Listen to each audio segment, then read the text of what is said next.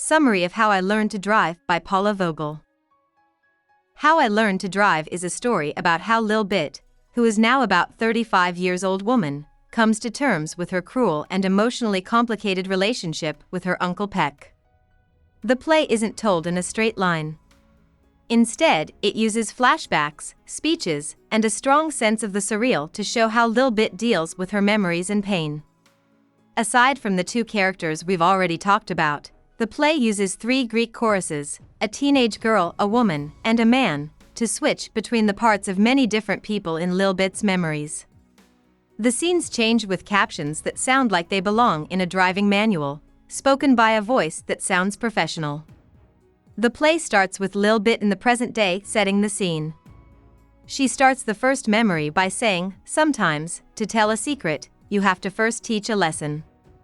This is 1969, when she is 17. She and Peck are in Maryland in Peck's car on a dark road. Peck feels and kisses Lil Bit's breasts, even though she doesn't want him to and knows she has a big day at school the next day. He does this as a reward for being a good boy. He hasn't had any booze in a week, so this is his reward. This scene changes to show a normal dinner with Lil Bit's family. The men in the male chorus play her grandfather, who makes dirty jokes about how big her breasts are. The male chorus says that Lil Bit doesn't need a good education, but she is eager to get one. Peck goes out to comfort Lil Bit when she is storming outside. Then, Lil Bit tells us that she got kicked out of school because she drank too much and spent the rest of that time driving at night. The next memory takes place in 1968 in a fancy diner. Peck is giving Lil Bit a gift because she passed her driving test on the first try. He gets her oysters and martinis, which she drinks one after another even though she is too young. The servant looks upset, but Peck gives him a big tip to make up for it. Lil Bit tries to get Peck to talk about his time in World War II, but he doesn't want to. During this scene, the women in the chorus act as Lil Bit's mother and give a speech in which they give crazy tips about how women should drink alcohol. After getting drunk, Lil Bit kisses Peck in the car, and then freaks out about how wrong their relationship is.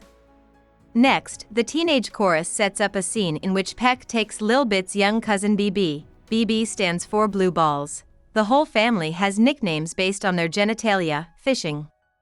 From this, it is clear that Peck abuses his young cousin sexually.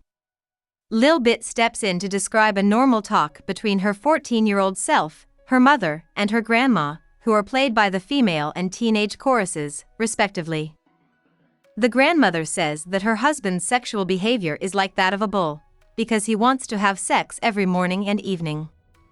Lil Bit then tells a short story about a time when she was 27 and had a brief sexual experience with a guy who was 10 years younger than her.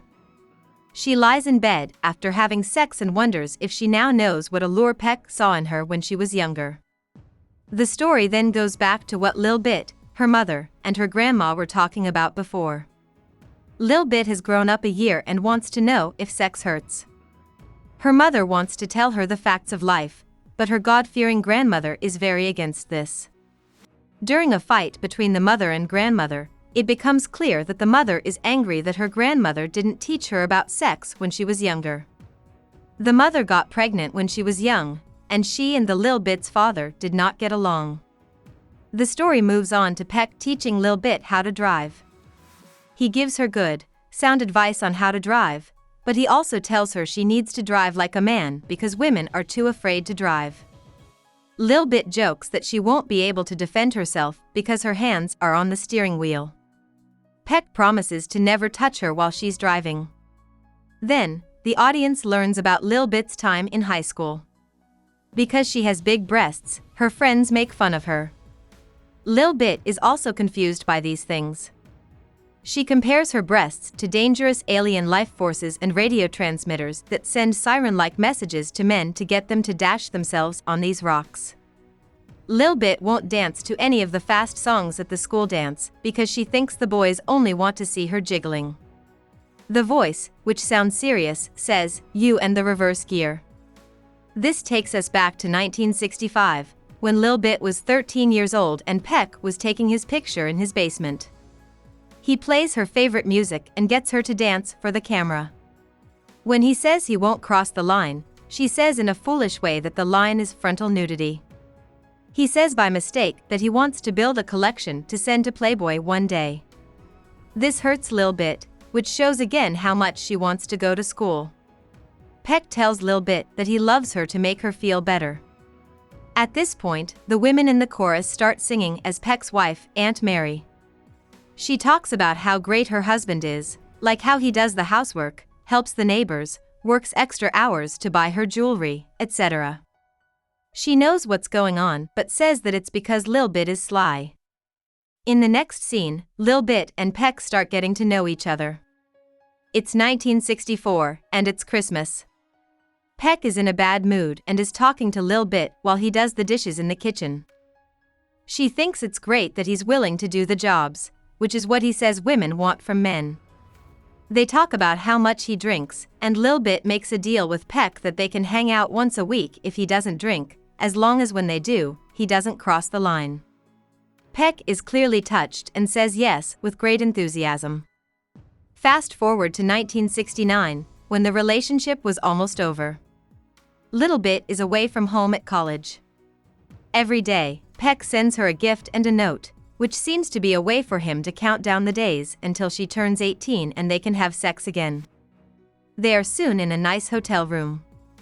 Lil Bit scolds Peck for sending the gifts and compares his actions to those of a serial killer. She says that she isn't doing well in school and that she's confused. Lil Bit drinks the champagne that Peck bought for her in one gulp and then makes him drink some. After making some uncomfortable small talk, they both have important things to say. Lil Bit has come to tell Peck that she doesn't want to see him anymore. As Peck's situation gets worse, he asks her to lie down with him on the bed and just hold each other. Half wanting to run, half wanting to get it over with, and half wanting to be held by him, Lil Bit agrees with his idea. As they lay there, Lil Bit isn't sure what to do. He almost kisses Peck, but stops himself at the last second. In a hurry, Peck pulls a ring out of his pocket and asks Lil Bit to marry him. She screams, "This can't be happening," before running away quickly.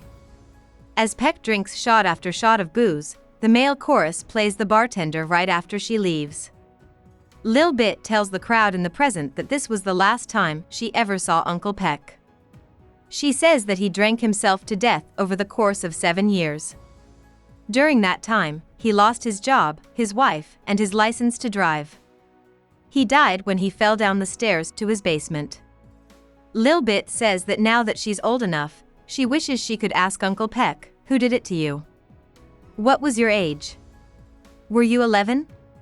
She thinks of his spirit as a kind of Flying Dutchman who drives around the back roads of North Carolina looking for a young girl who will love him on her own. Let him go. The play then shows a short conversation between Lil Bit and her mother, the female chorus, in the summer of 1962. In this conversation, Lil Bit tries to convince her mother to let her stay with Uncle Peck. Her mom doesn't like the idea because she doesn't trust Peck's intentions, but Lil Bit says she can handle him. Her mother gives in, but she tells Lil Bit that if something bad happens, it will be her fault. The crowd then sees Peck hurt Lil Bit for the first time. The teenager in the chorus says Lil Bit's words, but Lil Bit's movements stay the same. Peck is driving, but he lets Lil Bit take the wheel.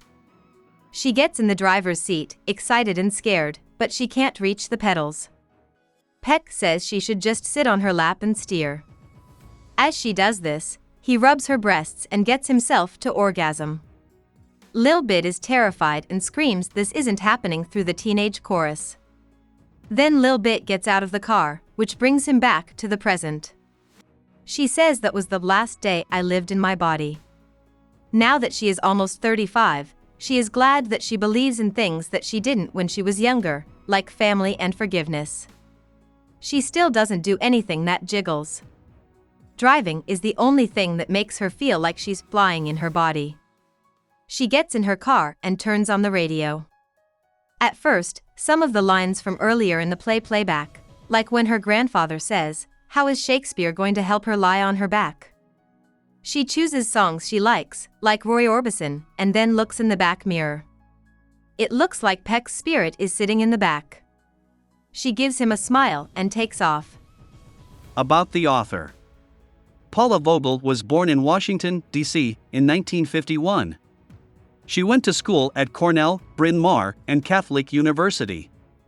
Meg, her first play, was put on while she was still in college in 1977. Vogel's brother died of AIDS in 1988. As a way to honor him, Vogel gives him a message in each of her plays. Vogel's big break came with The Baltimore Waltz, a play about the AIDS outbreak that was based on her real-life events with her brother. How I Learned to Drive, which came out in 1997, made an even bigger splash because it talked about things like incest, rape, and sexual abuse, which are often seen as taboo. The play was praised by critics and won many awards, including the Pulitzer Prize, which made her the first openly gay woman to win that award. Vogel has worked at colleges as a professor for a long time. His most recent job was at Yale. Since 2008, New York's The Vineyard Theater has given the Paula Vogel Playwriting Award to a talented young writer so that they can write and develop new work. Hope we summarized it fully and you liked it. Please hit the like button and subscribe to our channel so that we are motivated to create more videos.